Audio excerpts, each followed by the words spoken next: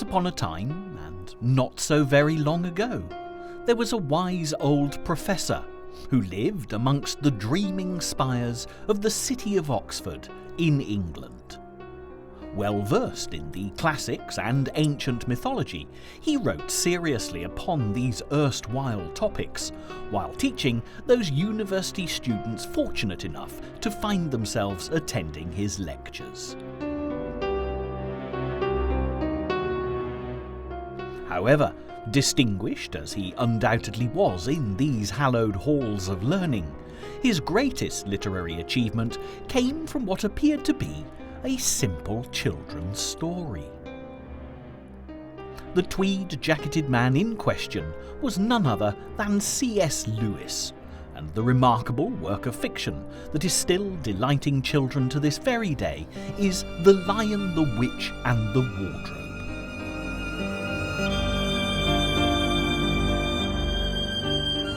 Even the great Hollywood film industry has now turned the spotlight on this delightfully timeless classic, and the magical land of Narnia will continue to thrill each new generation of children who discover it. The snowy landscape and array of characters, complete with talking animals, roaring lion, wicked witch and Father Christmas no less, tell a captivating tale that truly activates even the sleepiest imagination. But perhaps more incredible still is the story of how this fine book came to be written, and the real man behind the author's mask, who left such a precious legacy for generations of children yet to come. To begin our story at the beginning, we have to leave the golden elegance and lofty architecture of Oxford and travel west, far across land and sea, to Northern Ireland, or, to be more precise, the city of Belfast. It was here, on the 29th of November 1898, that C.S. Lewis was born and bestowed with the Christian names Clive Staples.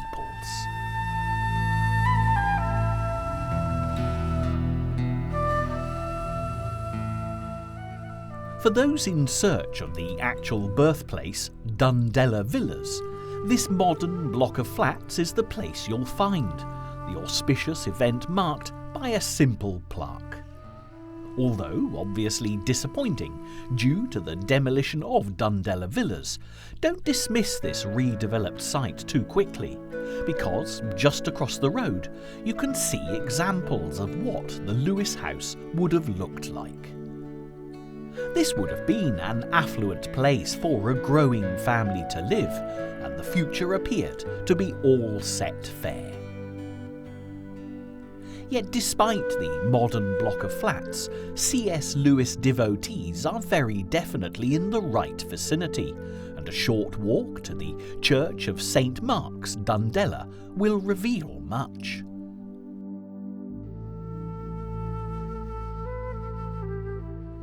The author's father, Albert, and mother, Flora, were actually married in this lovely church in 1894, where the rector was Flora's father.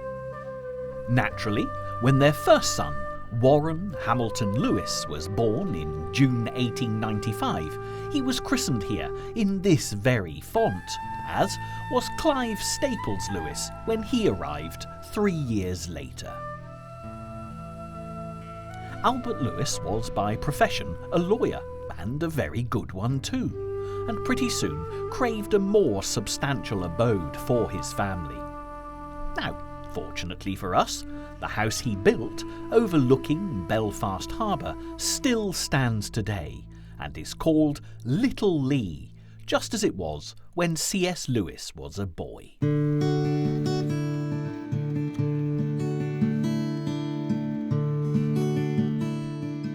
Right from the outset, this illustrious author evidently had an imaginative disposition, especially when it came to names. At a very young age, he decided the name Jack suited him far better than Clive Staples, which he disliked, and it was as Jack he was known his whole life long.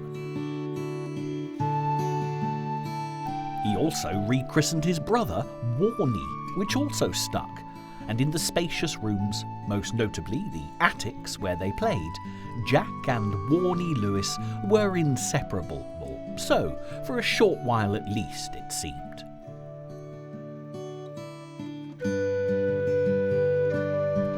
Then, in keeping with Albert Lewis's status as a gentleman, Warnie, at the tender age of 10, was shipped off to boarding school in England.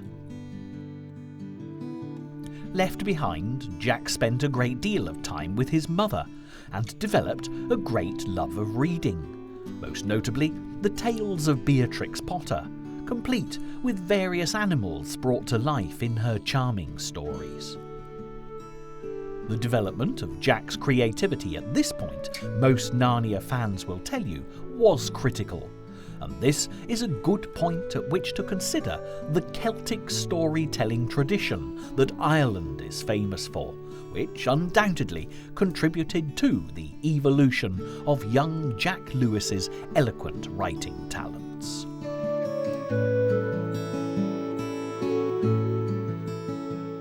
The Irish storytelling culture is renowned the world over, and many travellers flock to Blarney Castle in the country south in order to kiss the Blarney Stone, hoping to be blessed with the Irish gift of the gab, which evidently even a very young Jack possessed. As a child, Jack would have heard the great Irish stories of the mysterious kings and queens of the fairy folk and the magical land of Tir na Nog.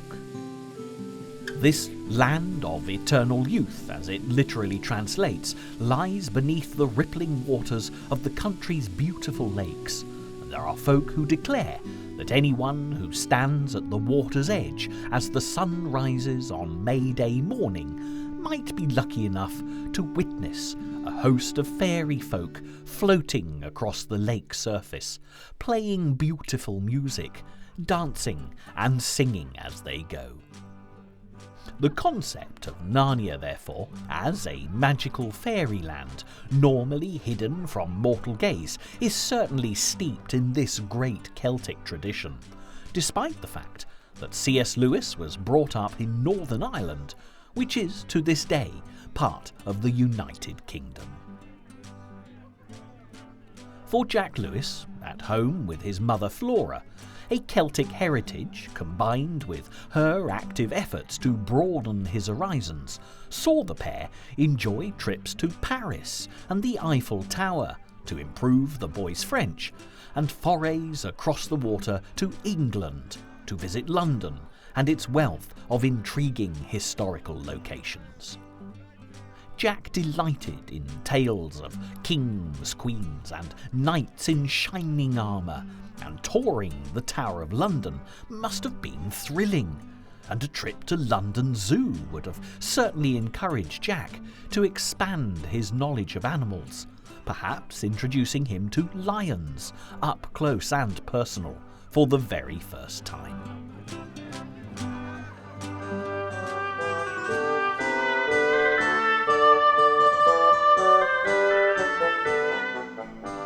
Christmas was a very special time in the Lewis household, made more magic for Jack because Warnie returned home from school.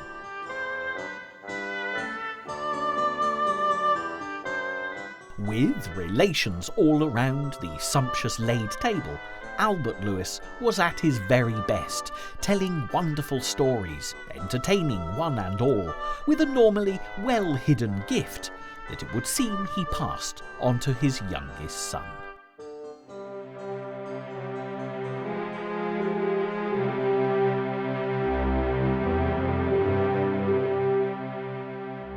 Then one night, Jack's idyllic world was changed beyond recognition.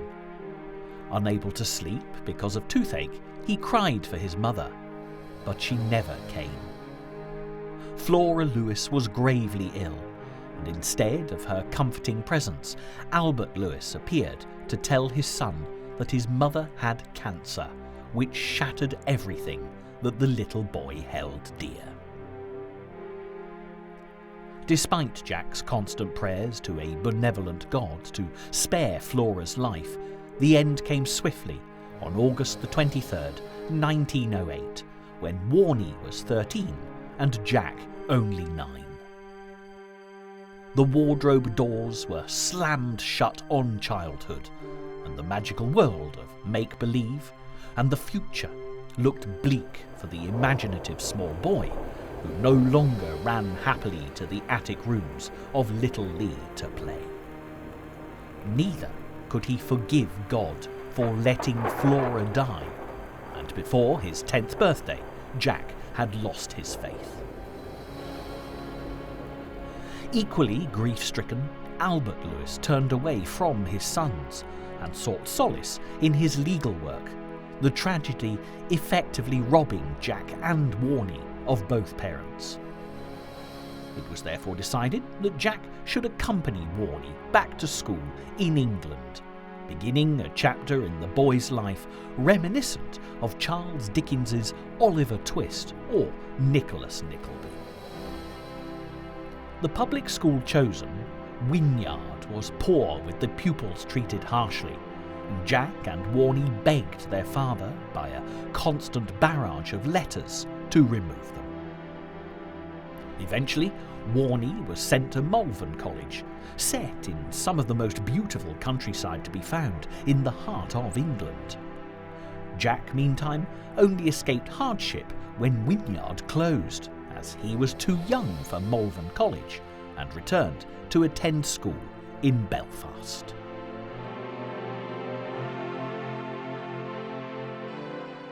However, Warnie and Jack weren't separated for long, as Jack developed chest problems, and fortunately Albert Lewis was aware of Malvern's well-known health-restoring properties. So, Jack was sent to join Warnie in Malvern at Cherbourg, a prep school for younger pupils that prepared them to enter the college when they reached the requisite age.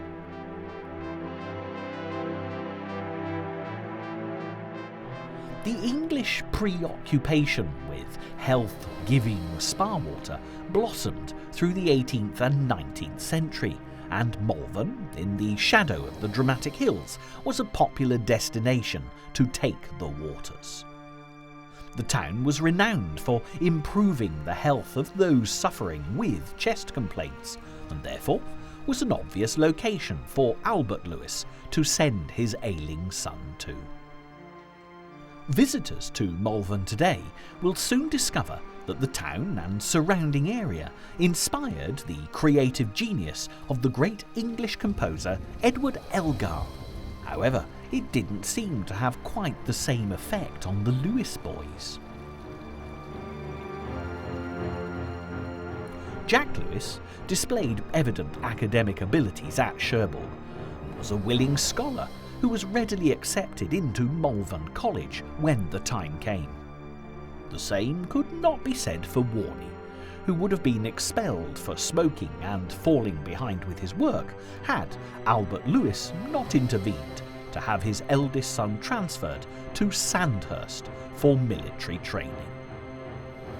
Jack remained at Malvern College, where he further excelled in his studies, but he was very unhappy, no doubt worsened by Warnie's absence. After a particularly bad case of bronchitis, which confined him to the school's infirmary, Jack threatened suicide if he had to stay there any longer, and evidently Albert Lewis took him at his word, terminating his son's education at Malvern. The alternative arrangement suited Jack very much better, as he was sent to Great Bookham in Surrey to study with Albert Lewis's old schoolmaster W.T. Kirkpatrick. Jack was his only pupil and lived with the teacher and his wife, who happened to be an excellent cook. Perhaps later descriptions of delightful meals served in Narnia stem from this period of Jack's life, because he writes about such feasts as tea with the faun, Mr. Tumnus, in The Lion, the Witch and the Wardrobe, with nostalgic relish. If Mrs. Kirkpatrick fed young C.S. Lewis in body, her husband certainly nourished his young student's mind. Jack had a natural affinity with the classics, as the myths and legends of ancient civilizations inspired him to even greater academic success. Also, this new male role model in Jack's life was a complete atheist who reinforced the boy's view that there was no compassionate God, a belief he'd continued to hold since the death of Flora Lewis. These may have been major influences on the life of C.S. Lewis, but the bigger picture was just about to cloud over on a global scale. In 1914, World War I broke out, and Warney was of an age to be called up from military college and sent to fight on the Western Front in France. Jack was just that bit too young to enlist, and after continuing his studies in 1916, he won a scholarship to University College, Oxford. It should have heralded a time of uninterrupted study, but World War I was dragging on, decimating Europe, and as yet, there was no end in sight. Rather than waiting for the draft, Jack signed up to the University Officers Training Corps and found himself assigned to Oxford's neighbouring Keble College for basic training, before being commissioned as a second lieutenant in the Somerset Light Infantry. At 18 years old, Jack was facing the horrors of war rather than studying for his degree, and like many young men in the same situation, formed a close bond with those around him. Notably, in training, he became firm friends with Paddy Moore, who shared Lewis's Irish heritage. Such was the closeness of these two lads, they each promised to look after the families of the other if they should be injured or killed at the front line. This promise made by Jack would alter the course of his life, because for Paddy, the end was drawing nigh. Jack and Paddy arrived in the trenches of the Somme in 1917, where a landmine claimed the life of Paddy, and for a while at least, it looked as if Jack would struggle to keep his promise because he was badly injured by an exploding shell. Warney, commanding his own army unit, was also in France, and he cycled 50 miles to visit his younger brother, where words were not needed to express the unity of the siblings in the face of such adversity. When peace was restored in 1918, those young men fortunate enough to have survived the conflict returned to their everyday lives. It was an age when the British stiff upper lip ruled supreme, and although those who came back had been severely traumatised and emotionally scarred for life, what happened in France was rarely discussed, and only those who had experienced it truly understood the nature of sacrifice demanded from an entire generation of young men.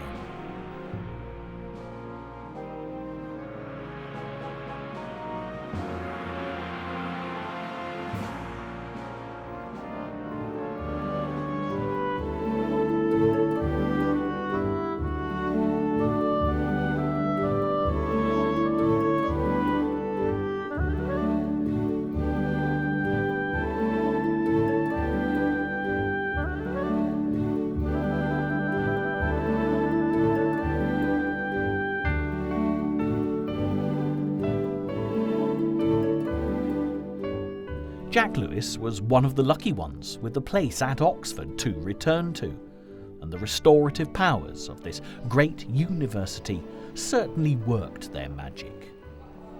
As if instilled with new energy, Jack had a collection of poems published to pleasing reviews in the newspapers, and won prizes galore for his academic achievements.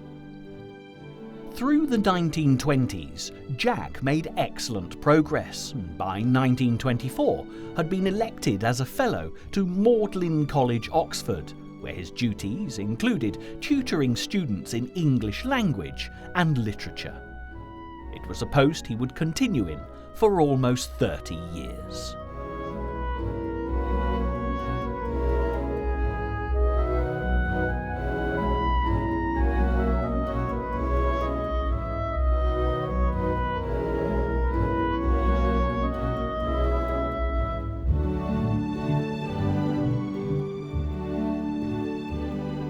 This charming public house in the centre of Oxford is the Eagle and Child, and for those who step inside, the list of illustrious former patrons makes for interesting reading.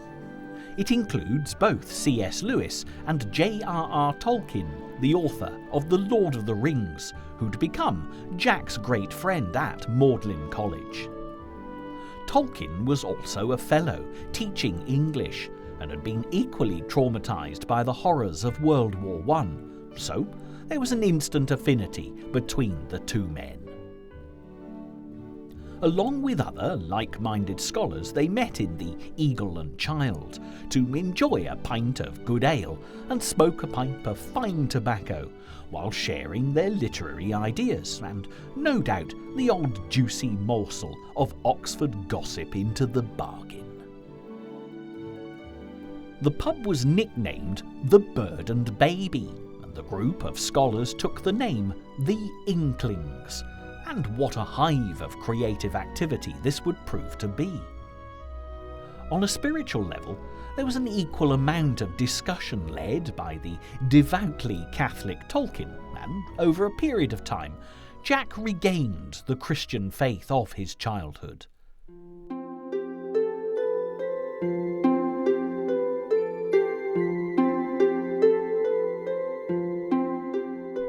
The conversion of C.S. Lewis to Christianity, Protestant rather than Catholic, has gone down in 20th century history as a major evangelistic testimony.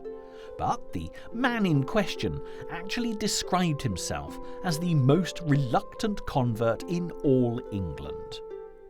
Nevertheless, this newfound faith would change his life.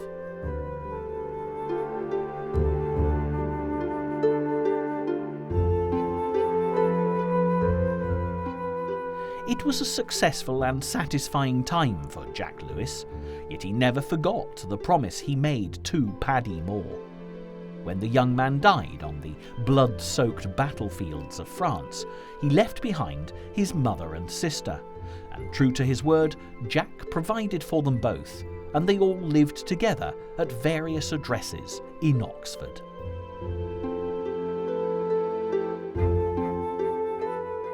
Then, when Albert Lewis died, the money raised from the sale of Little Lee House back in Belfast was used to buy a property in Headington, a suburb of Oxford.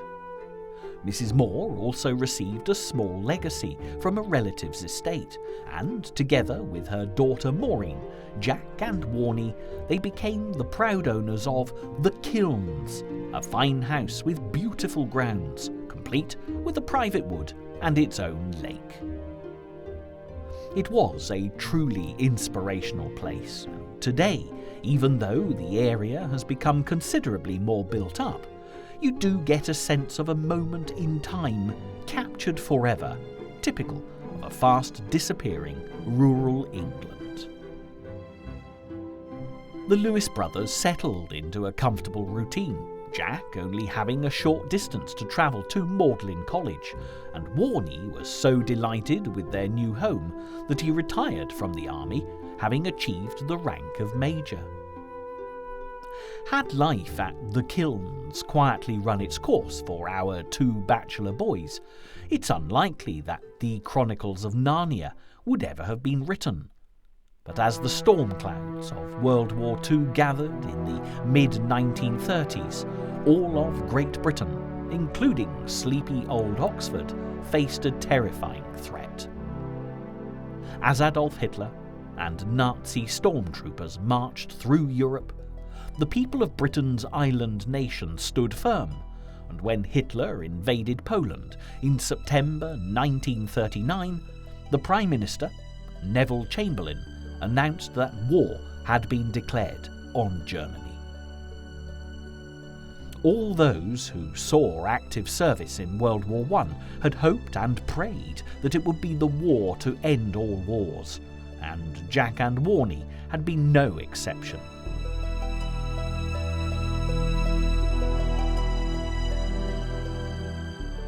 Into his 40s, Jack was not called up to fight, but Warnie, although older, was still an army reservist and returned to active service soon after the war started.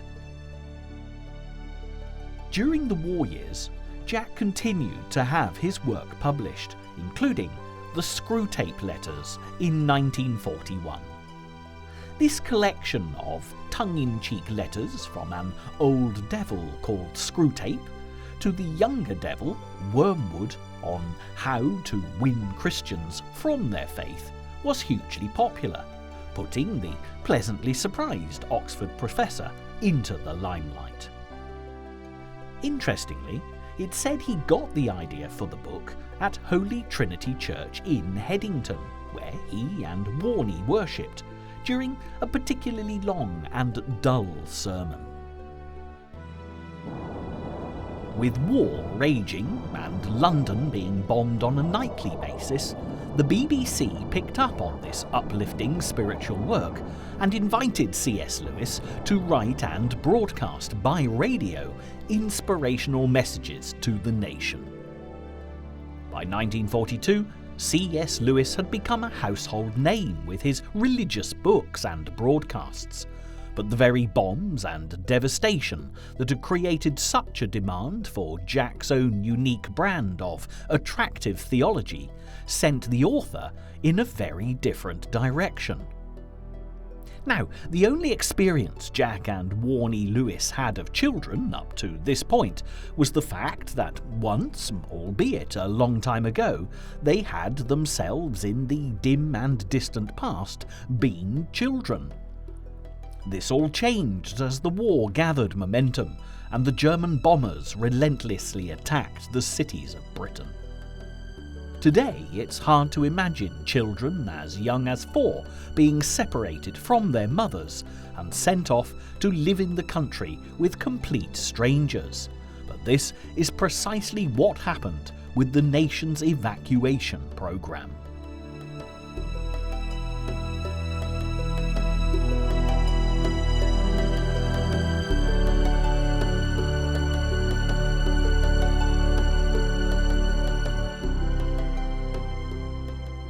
The Kilns was set in the peaceful Oxford countryside, with plenty of room to spare, and considering it to be their Christian duty, the house was opened up to evacuees.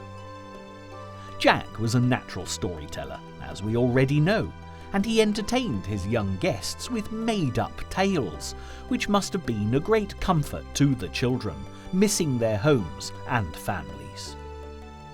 There was also something of the evangelist in Jack, and these stories were often hinged around the principles of Christianity, giving C.S. Lewis the opportunity to share his faith with a much younger audience.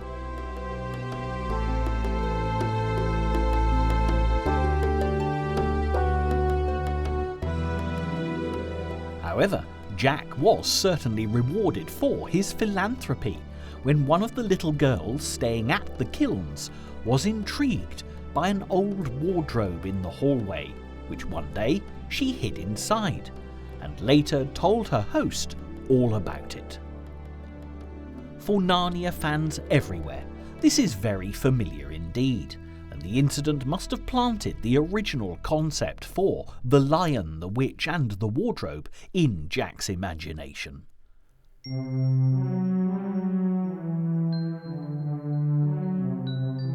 The land of Narnia, the magical snow-covered place that lies beyond the wardrobe, incorporates all of Jack's creative experiences, and the story begins as 4 evacuees arrive at the home of a kindly old professor. The house has echoes of both Little Lee in Belfast and the Kilns in Oxford, and the narrative is certainly launched from C.S. Lewis's World War II encounters with evacuated children. Then his love of myths and legends came into play, with animals able to talk, and the medieval principles of heroism and chivalry were given a new and resonant voice. For those who visit the birthplace of C.S. Lewis in Dundela, Northern Ireland, there's one vital piece of this puzzle that might well be overlooked. Right next to the church of St. Mark's is the rectory, where young Jack's maternal grandfather would have lived. At the eye level of a 9-year-old boy is a doorknob of great moment. Many people believe that this lion's face was the inspiration for Aslan the lion in later years, planted indelibly in the childhood memory of this creative little boy. Incredibly, Aslan the lion was one of the last characters to be written, as the story was almost finished before his arrival. Lewis claimed that Aslan came to him in a dream, and if the image of that old doorknob in Dundela was deeply buried in his subconscious, this would make perfect sense.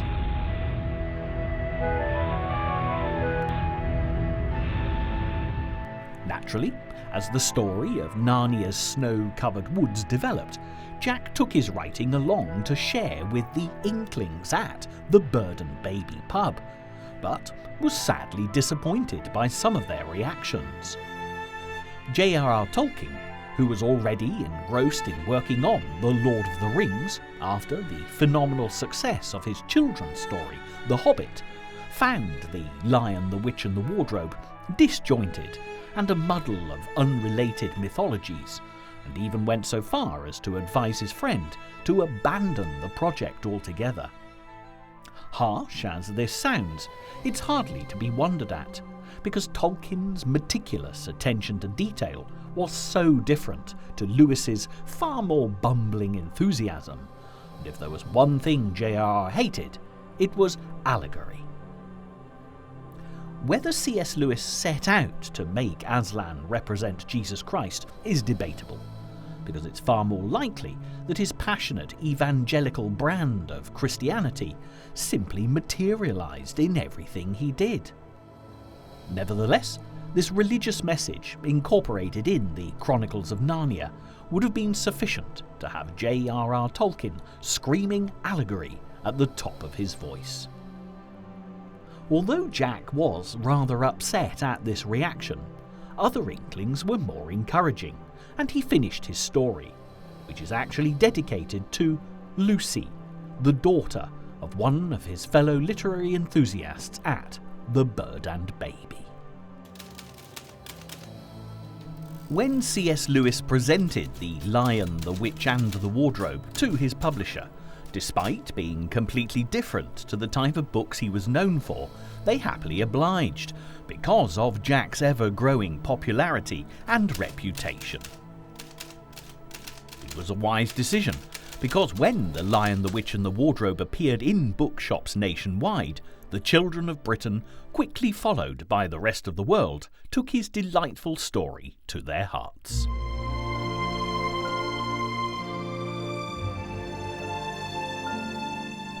Such was the popularity of Peter, Susan, Edmund and Lucy, Mr. Tumnus the Faun, the Wicked Witch and Aslan the Lion, Jack found himself writing more adventures of Narnia to satisfy public demand.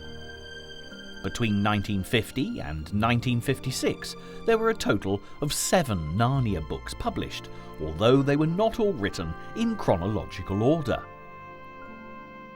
To this day, The Lion, the Witch and the Wardrobe is undoubtedly the most popular, but as the film industry has taken an option on all the titles, who knows whether this will continue to be the case.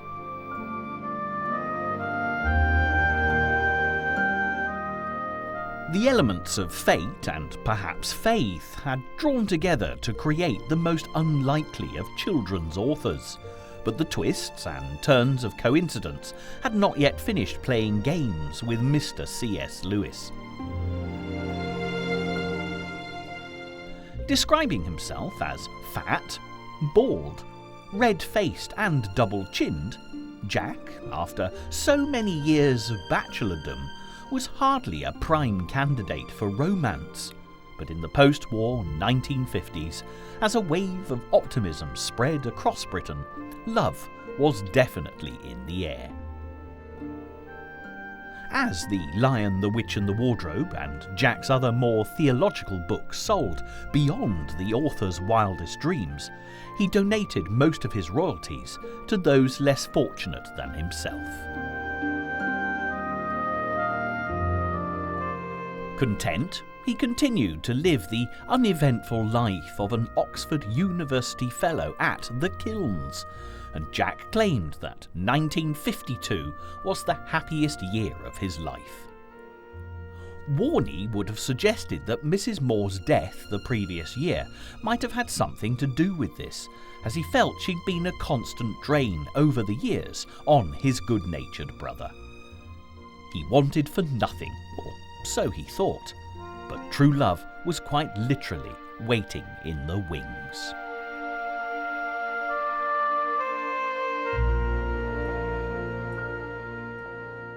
Jack and Warney Lewis, left to their own devices at the Kilns without Mrs. Moore, proved somewhat hapless. The house ended up covered in a layer of ash from the pair's continual smoking. The food was inedible, and with Jack's newfound celebrity, both he and Warney were constantly engaged in replying to letters from admirers. With Jack's teaching commitments at the university as well, the bachelor brothers settled on a pleasant middle-aged lady to be their housekeeper, who would remain with them for the rest of their lives. Order was restored, leaving Jack time to answer his fan letters personally, with Warney keeping a watchful eye on proceedings. It was from much of this correspondence that our understanding of Jack's allegorical references in The Lion, the Witch and the Wardrobe have become clearer. In one letter to a young reader, he suggested that Aslan goes by another name in this world, and he arrived at the same time as Father Christmas, the son of a great emperor who was mocked, sacrificed, and killed by wicked people before coming back to life again. Helping readers to see Aslan as a metaphor for Jesus Christ made all the effort he put into answering the letters worthwhile.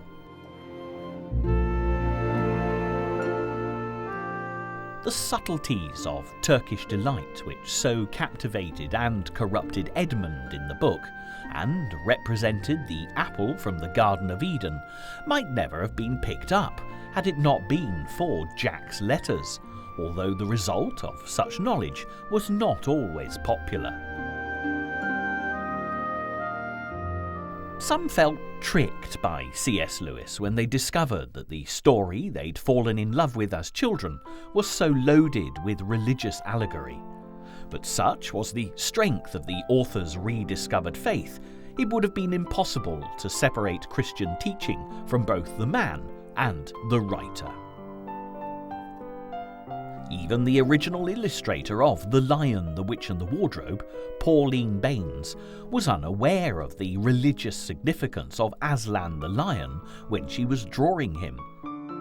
It was only later, when the parallels became common knowledge, that she realised there was more to this work of fiction than she had at first considered. Meanwhile, back at the Kilns, Jack carried on replying to his correspondence until one morning the mail delivery brought with it a letter from America. The sender lived in New York and had recently converted to Christianity and had discovered the religious books of C.S. Lewis. Rather than asking for information about Jack's work, the lady in question, called Joy Gresham, was in serious trouble and asking for Jack's advice. Married with 2 young sons, Joy was thinking of leaving her abusive alcoholic husband, and Jack's opinion as a fellow Christian would, she felt, be helpful. Warnie, who had over the years fought his own battles with the demon drink, was sceptical to say the least, and cautioned Jack against getting involved in a family squabble.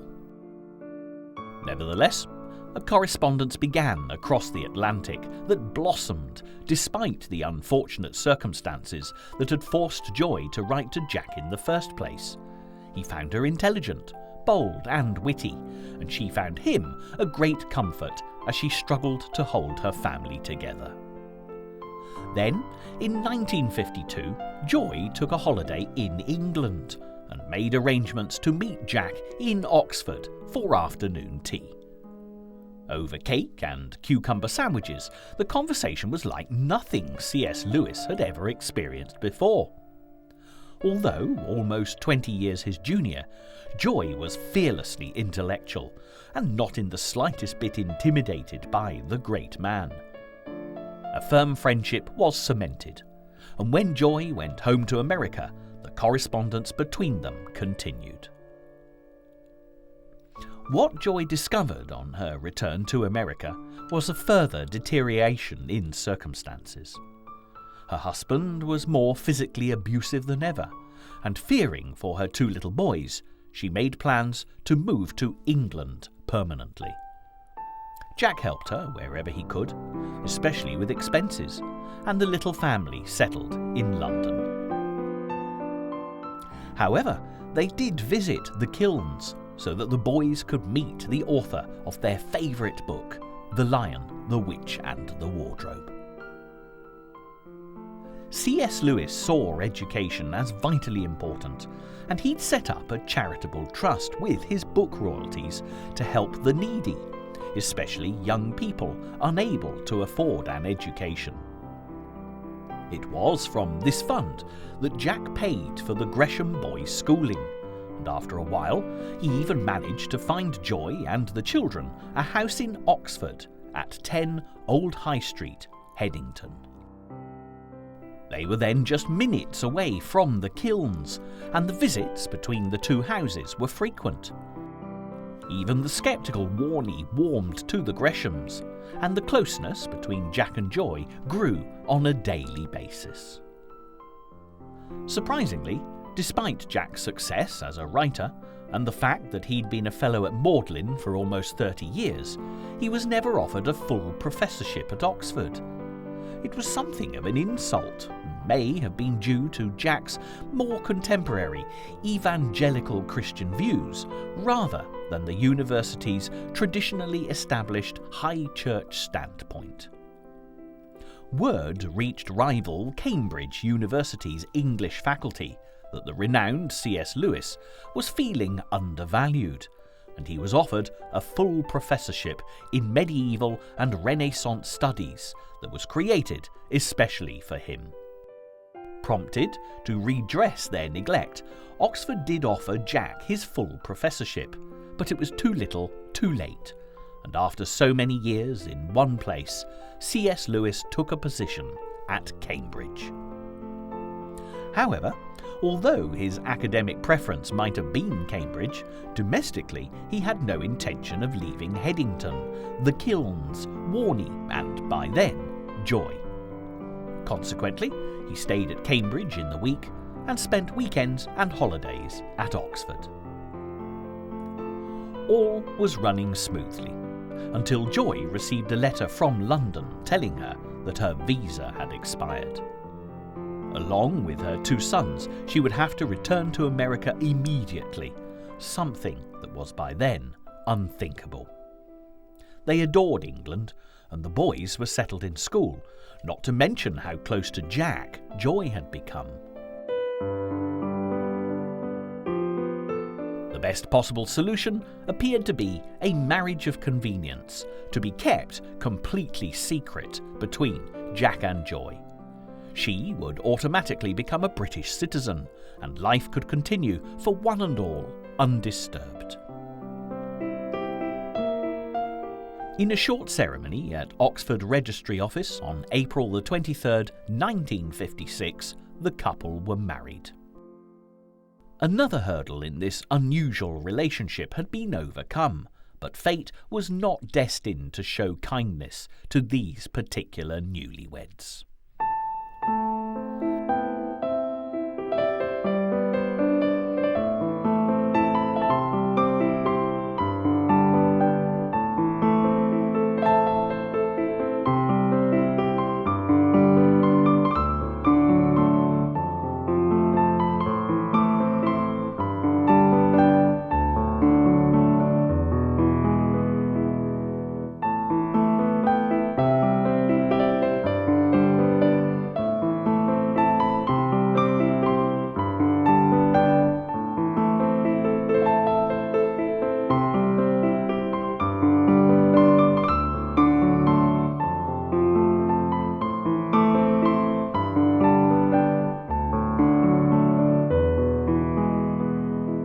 As summer gave way to the fall, Joy tripped up while at home and was rushed to hospital for x-rays, which revealed that cancer and not her accident had caused her broken left femur.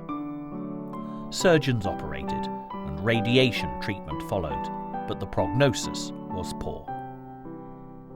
The two bachelor brothers took charge of Joy's young sons and were surprisingly well equipped to help the terrified boys.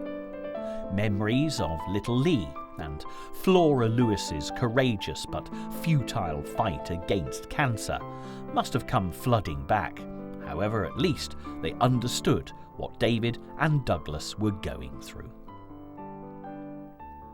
As Jack went about his everyday duties, tutoring students and praying for Joy's life to be spared as he worshipped at Holy Trinity Church, he realised that he loved her with all his heart, and he couldn't bear the thought of losing her. So, almost a year after their first entirely convenient marriage, Jack and Joy were married for a second time, in a Christian ceremony at Joy's hospital bedside, and on this occasion, it seemed, God blessed their union. Joy's cancer went into remission, and she returned to the Kilns, but this time as Mrs. C.S. Lewis in the sight of God and everyone who knew them. As Joy's health improved, the Kilns received a long-awaited overhaul, and the bachelor shabbiness of the place was given a taste of smarter American interior design. Even Jack himself was cajoled into new clothes, and found he was blissfully happy with marriage and a family life that he thought had long since passed him by. Thanking God for Joy's miracle recovery, the happy family made the most of every minute. With Joy getting stronger by the day, they travelled around the English countryside, and such rural treasures as the stunningly beautiful Golden Valley, which nestles between England and Wales, became a great favourite.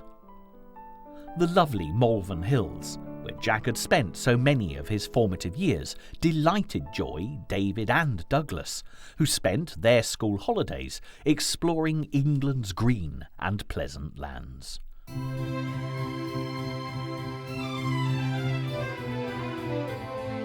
It was a far cry from city-dwelling New York with a violent, alcoholic father, and the boys flourished.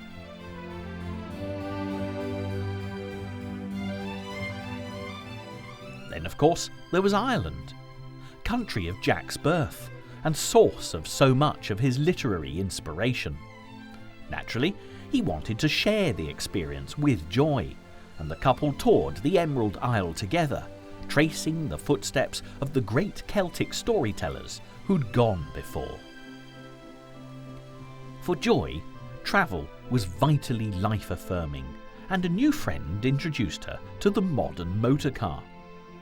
While Jack was working each week in Cambridge, Joy's journalistic friend, Jean Wakeman, road-tested and reported on new cars for a motoring magazine, and together the pair, with Joy giving the passenger's perspective, regularly roamed the countryside, staying in roadside inns and pubs along the way. With her boys happy and settled, her beloved husband back at the Kilns for weekends, and a growing affinity with her adopted homeland, the troubled years seemed to have passed for Joy. But sadly, her recovery was not due to a cure. It had simply been an all too brief period of remission, and the time allowed her was drawing to a close. C.S. Lewis was devastated when Joy was taken ill again, and X-rays revealed that the cancer had returned and spread throughout her body. Fate, or God, call it what you will, had only allowed the unlikeliest of couples 3 years. Now they had to face an enforced separation and prepare for the worst. In their own inimitable way, Jack and Joy took a final holiday to Greece, even climbing the steep hill of the Acropolis in Athens to view the Parthenon. Joy, with her remarkable pragmatism, reasoned that it was better to die on the steps of the Parthenon than in bed at home. When the end came swiftly back at the Kilns, no amount of preparation eased either Jack's pain or that of the now motherless boys. There was no question of them returning to their natural father, because Joy had died at peace, knowing that Jack loved his stepsons as his own, and they would never be returned to the unpredictable Gresham. When Jack's mother Flora had died of cancer all those years earlier at Little Lee, he'd lost his faith. But this time, the grieving C.S. Lewis found strength, comfort, and solace in Christianity. He even wrote about the experience in a book called A Grief Observed, which is still to this day proving invaluable to many people attempting to come to terms with the death of a loved one. In keeping with Jack's belief in a sure and certain resurrection through Christ, it wasn't long before he was to be reunited with Joy, dying just 3 years later at the Kilns. It was an auspicious day on which to make his final exit, as it was the 22nd of November 1963, when JFK was assassinated across the Atlantic in Dallas, Texas. The world mourned the loss of America's bright young president, whereas few even noticed the passing of C.S. Lewis, except for the devoted Warnie and 2 American brothers whose lives were transformed because he'd loved their mother.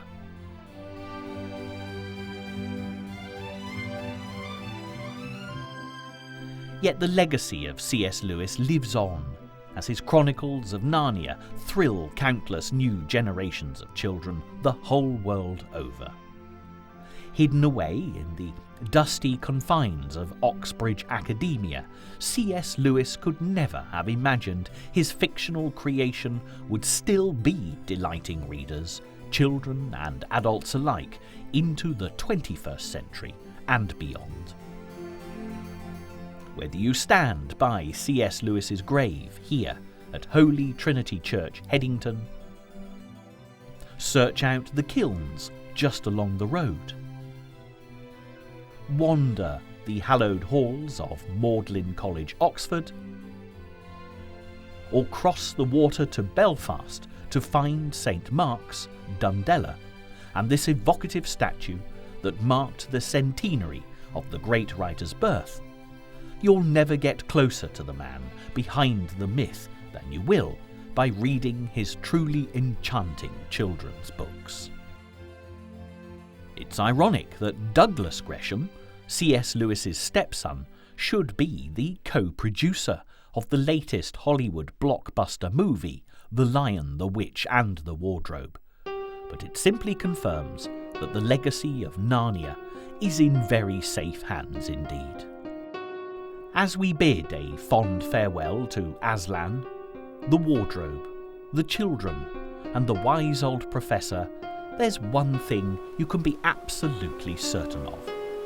This won't be the last you hear of the Chronicles of Narnia, and long may it continue to be so.